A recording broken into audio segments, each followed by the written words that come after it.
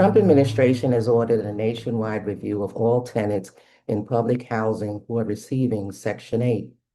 The goal is to root out tenants who are here in the country illegally and receiving housing assistance by way of Section 8. HUD, or the Department of Urban Development, which oversees public housing, receives its funding from the federal government.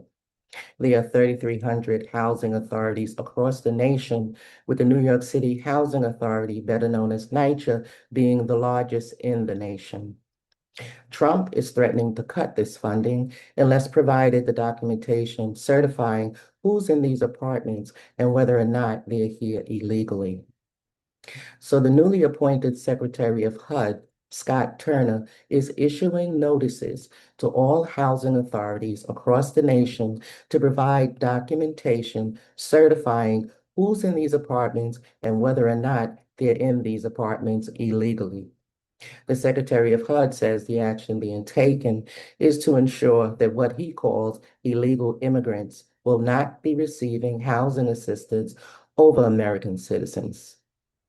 But also American citizens will be prioritized when it comes to living in HUD-funded, government-funded housing. We just sent out a letter to the DC Housing Authority, and it has been received by them. And as you said, they have 30 days to give us a full, comprehensive account of everyone living inside of DC Housing Authorities that are receiving Section 8 vouchers or any type of HUD funding. We want the names, the address, the number of people in the unit, the size of the unit, the cost of the unit, and they must give us their American citizenship status or eligible immigration status. No longer will we allow illegal aliens to live in taxpayer-funded housing here in America. In the last administration, in the Biden administration, Charlie, they turned a blind eye. They didn't collect the data, but those days are over. We are collecting the data to make sure that illegal aliens, and for that, criminal activity, no one doing criminal activity is living in HUD-funded housing, which is literally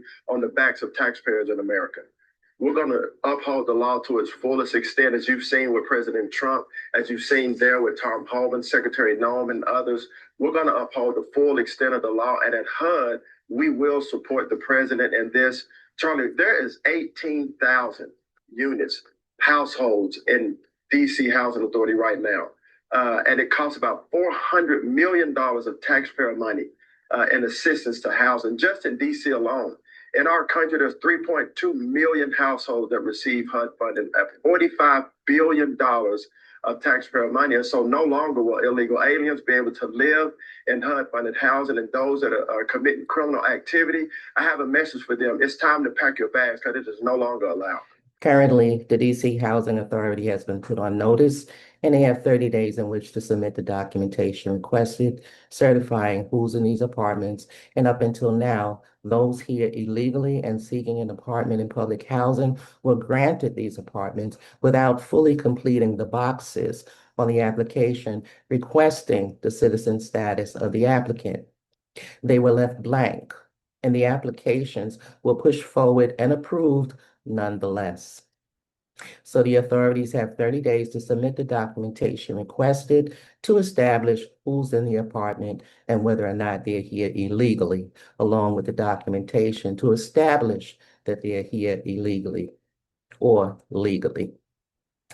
To date, no such notice has been forwarded to NYCHA, but according to the HUD Secretary Scott Turner, they're on the way.